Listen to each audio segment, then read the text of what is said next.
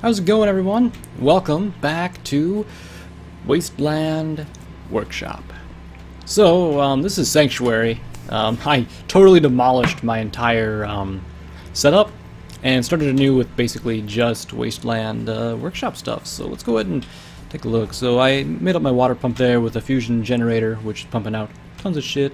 And I actually didn't check to see if I can go down here and interact with that. I can activate it, turn it on and off.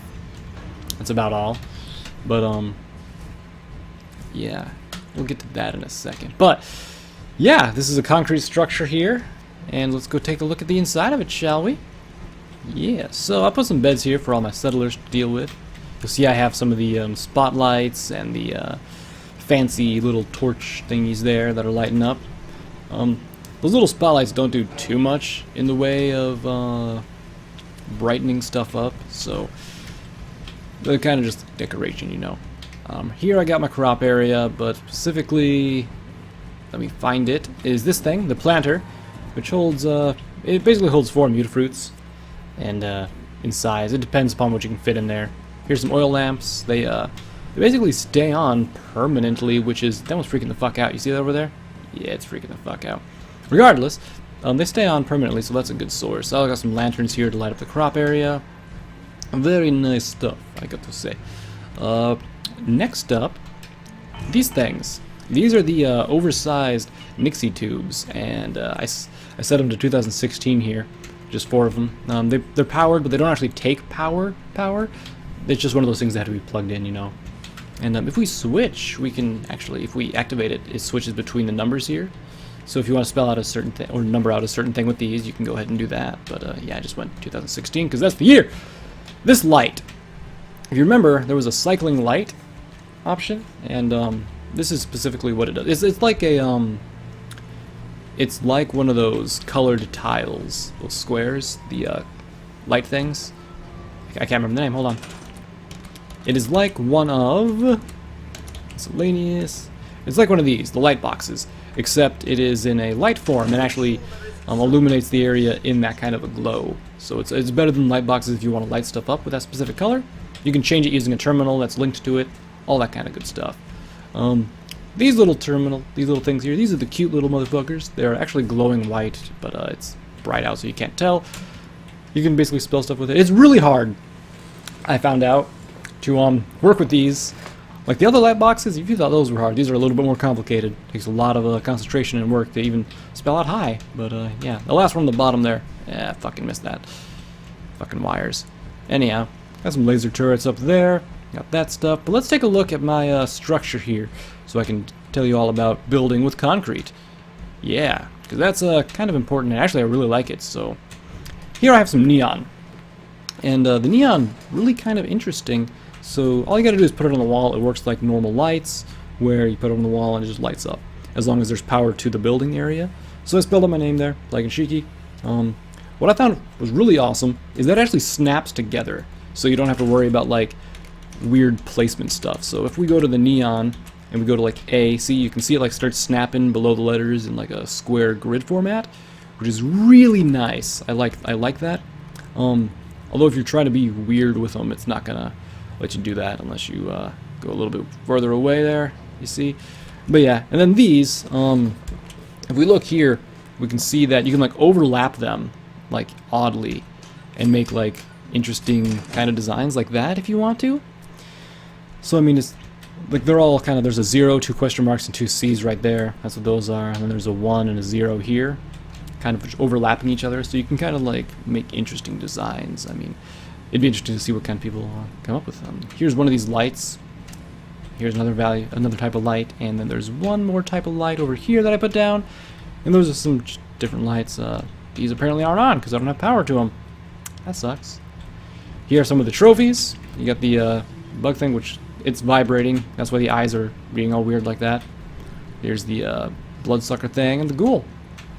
The ghoul that still has glowingish eyes. That's kind of disgusting. I didn't have parts for the other ones. I didn't feel like cheating those in, because that would be kind of just no fun to just cheat a bunch of stuff in. Right, Codsworth? Right.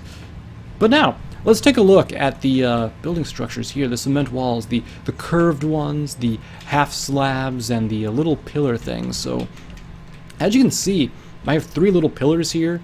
I have 2 over here. These are 2 half slabs, and then there's just a random curve right here. So what this does, it makes it a lot easier to like make it your way. Have certain little room things going on in the area, and I think that's really nice. It makes it so like you can have like little rooms this size, like if you want to just put like a toilet in there or something like that, make it like a bathroom sized area, you can do that now. You can make like the interior kind of do that kind of stuff. The only thing that I've noticed kind of sucks is the height of that. So you can't really put another floor or a roof on top, and I'll show you what I mean here. If we go into here and we open up into the concrete menu and we go to the floors, you can see it snaps up here. This one does, but if we go to the roofs, they don't snap here because it'll snap over on this side. But that's because the roofs go like directly level with the side of the concrete. If you can see that, if you can tell from the thing there, maybe if I zoom out a little bit, rotate it, there. See, it goes like directly above, so it would have to go inside the walls in order to do that. But that's why you can't put a roof there. So interior walls are good for lower floors, but not so much for higher floors. And as I demonstrated here, you can put flooring down. And just above these, of course I can't put one there because of the electrical systems that I got going on there. You can do that. Can't put a foundation. Can't put the second, like the double down floor thing for whatever reason. That doesn't work there. You can put, can you put these here? I don't know. I didn't even try that. Yeah, you can put little ones like that, like those. And of course, this one probably does not work, right? Yeah. Let me see where this snaps to, if anywhere. Does it snap to anything? Okay, yeah, it snaps right there. So I did not try the triangular ones. They were weird. So yeah, I can snap on top of that as well. And yeah, interesting shit, right? So let's take a look at the little scaffolding stuff here. So these railings, as you can see on here, it comes with these longer ones that don't actually snap to. Oh, what the fuck? They actually do snap. Okay, didn't realize that. I think they snap to the wall. Is that what they snap to? The walls? Looks like it. Okay, so these long ones snap to the walls, apparently, the tops of the walls. I did not actually know that, so I can actually place these here, and then you can run into the corners without worrying about falling down. That's quite interesting. Then you have the circular ones, which I used up here for these. But the thing about the circular ones is they didn't snap. No matter how I tried to maneuver them, they didn't. They just don't grab on to the circular side there. So you just kind of gotta line them up as best you can and make it look nice as much as you can possibly do that. And then here's another little bit of railing, which I guess this will snap onto the roof. It'll it looks like it only snaps to the middle. So I mean, if you want to have, you know, that kind of look going on instead of the double side roof. Oh, you can even overlap them. Holy crap! So you can make it like that if you want to, and to the unknowing eye, it looks kind of perfect. There's no like clipping texture of it going together. That's interesting. And then this railing here, this double one, I guess you can put these on the walls as, no wait, not the walls. These go directly onto the sides of the floors. And that's what I used over here for all these little walkways here. So you can make amazing catwalks, and this little square bricks can attach to this one. And that leads me up here. So I put some windows here. I made a little walkway here, but the only thing that I did not like is I couldn't put any roofing over this area, because try as I might, these roofs, they're a little bit too big to go over here. And I was like, okay, let's try a floor. But sadly, the one by one floor, it doesn't fit. It doesn't snap. It doesn't lock in. Nothing happens because you can't hook up ceilings and floors. So that kind of really draws it away from doing that. So all in all, I really like the building aspect. You can make a lot of interesting shit, and like, I mean, look at that. It's beautiful. It looks like it's actually made to go together and not like something totally fucking clipping texture-y. And even the fact that you can like kind of sort of put them together like that, I mean, that's interesting. They're not clipping in and out of each other or anything. They're just kind of there. like they overlap. It's interesting. The one thing I did not like is when you're snapping these stairs together, the little ones here, the first one up here snaps, and this is a great thing about the concrete. I haven't tested wood to see if they updated that as well, but it'll snap to either the left, the right, or the middle of a floor, or to the doorways area. So you can actually have it go up here now, because if you recall before, you had to either have it on the left or on the right, and you couldn't go in the middle.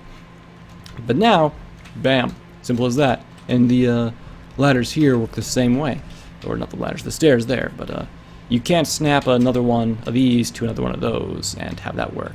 But you can do that with, run over here, but you can with one of these. As you can see, it has a little extra step here because those two are attached right there. It's a beautiful thing, I know.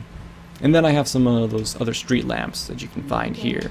The U-shaped one and the other one. And they work just like those transformers, basically. They link together with wires. I thought they would just be standing around, and if they were near a transformer they would work, but nope, gotta wire them up just like the transformers. So if you don't like the look of the transformers and you want light in your settlement, you can go ahead and use those, and that'll hook you up. Yeah, so let's take a look over here now at my setup here.